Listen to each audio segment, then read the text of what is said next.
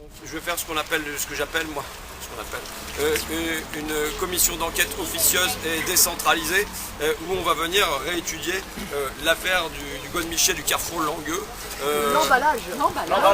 Ah, il n'y avait même pas de gaz. Là, on n'a pas les moyens. Donc voilà, je propose qu'on fasse, je vais prendre une série de témoins pendant une petite heure en gros pour détailler ce qui s'est passé ici le 31 mars dernier et voir un peu ce qui se passe aujourd'hui avec la direction et en évoquant bien sûr la situation de Carrefour France, en ne s'imitant pas à ce qui s'est passé ici, mais en s'interrogeant sur voilà.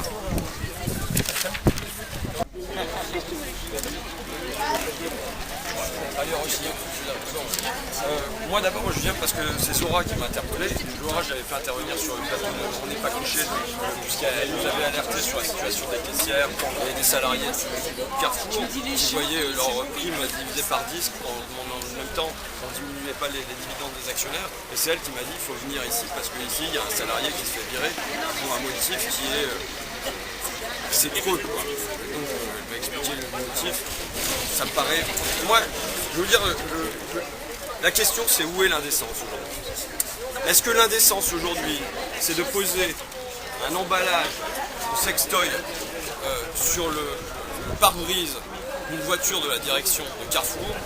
Ou est-ce que l'indécence aujourd'hui, c'est que Bernard Arnault, qui est l'actionnaire majoritaire, en tout cas principal du groupe Carrefour, touche en un an 1,3 million de fois plus qu'une caissière de son groupe. 1,3 million de fois plus. C'est-à-dire, il faut imaginer les caissières de Carrefour en train de faire leur boulot depuis l'Homo erectus, depuis dans leur caverne, depuis l'âge des cavernes, jusqu'à aujourd'hui pour gagner autant que Bernard Arnault lors de cette dernière année. Qu'est-ce que c'est que l'indécence aujourd'hui? Où est l'indécence? Et donc, voilà, c'est ça qui m'alerte. Et voilà, là j'interviens pour un homme qui a 2 enfants, ça fait 8 ans qu'il fait ce boulot de boucher ici, il a trouvé une certaine stabilité, il a un crédit sur sa voiture comme plein de gens aujourd'hui, il a un crédit sur sa maison comme plein de gens aujourd'hui, il se demande comment il va vivre demain, il avait auparavant été électricien, il a fait une formation pour se convertir, pour faire ce boulot-là. J'interviens pour un homme et quand on intervient pour un homme, je crois que quelque part, on intervient pour toute l'humanité. Quand il y a une injustice qui est faite pour un homme, elle n'est pas seulement faite pour cet homme-là, elle est faite pour tout le monde. En fait, depuis l'Homo erectus, pour égaler le revenu de Bernard Arnault cette année. Et je pose cette question, où est l'indécence? Est-ce que l'indécence, c'est un sextoy posé sur un pare-brise de voiture? Ou est-ce que l'indécence, c'est cette disproportion gigantesque dans les revenus et dans les destins? Dans l'affaire du Godemiché, le salarié en question s'est rendu coupable d'une forte lourde et n'est par conséquent pas soutenu par les autres salariés ni même par les organisations syndicales. Bon voilà. ils se disent honorés de... Ils disent qu'il est isolé par rapport aux autres salariés et par rapport aux organisations syndicales. C'est pas ce que j'ai cru comprendre. Hein?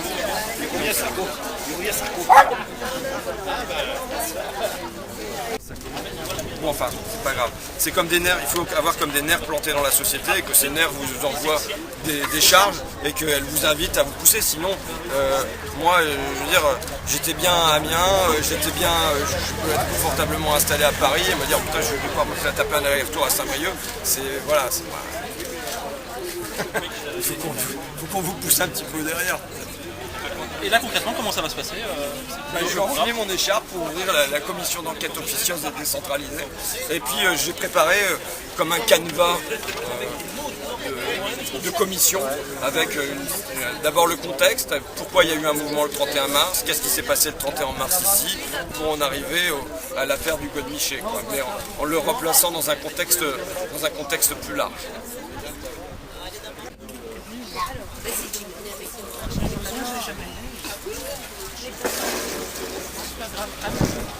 Bon allez, on y va.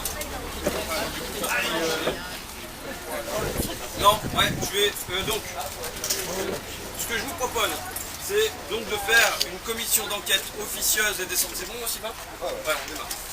C'est de faire une commission d'enquête officieuse et décentralisée. Donc là, on est sur le parking du carrefour de Langueux à propos de l'affaire du Godemiché. Ce que je souhaite d'abord, c'est de replacer ce fait divers qui est un fait social, le replacer dans un contexte qui est beaucoup plus large et qui est le mouvement qui s'est déroulé le 31 mars. C'est le seul, hein. Et vous avez Alexandre Bompard à la une, et le titre c'est « L'homme qui veut révolutionner la grande distribution ».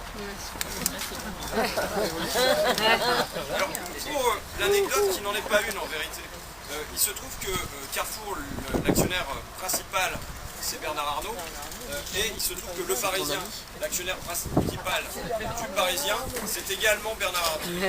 Là on voit très bien ce qu'est la neutralité en matière de journalisme. Sur ce site, toujours à Carrefour. C'est de maintenir les dividendes.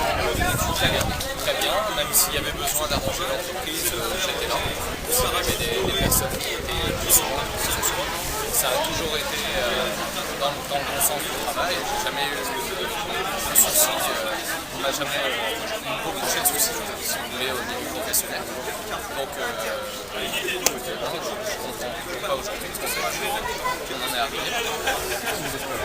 Moi, j'espère réintégrer l'entreprise.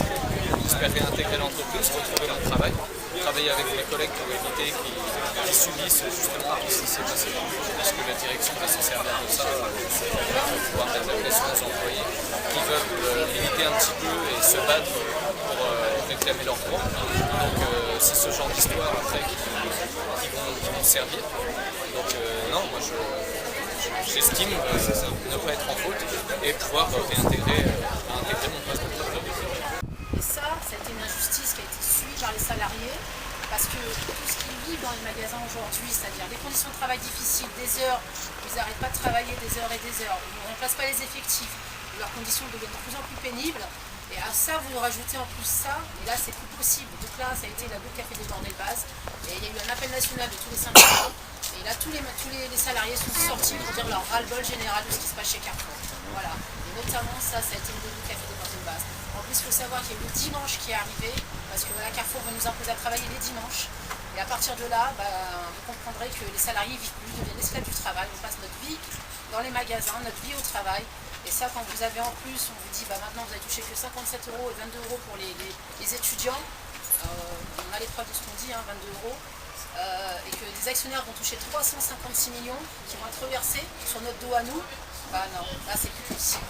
Donc voilà, vous avez eu ce mouvement du 31 pour dire le ras-le-bol. Et comment Carrefour ils peuvent nous considérer, nous, comme ça, qui sommes nous les salariés, les créateurs des richesses de ces gens-là. C'est-à-dire ces grands patrons comme Bompard, comme tous ces actionnaires, comme Bernard Arnault, qui est toujours des actionnaires. Voilà, c'est nous qui travaillons pour que ces gens-là gagnent des millions.